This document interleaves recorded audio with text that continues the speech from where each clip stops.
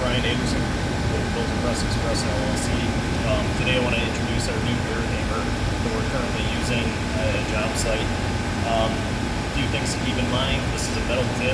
I know you're not supposed to use these on filter cloth, but I'll tell you what, if you use it right, it can be done. You definitely want to keep the airhammer tip against the caulking groove edge and right over on top of the rope, and it works every time.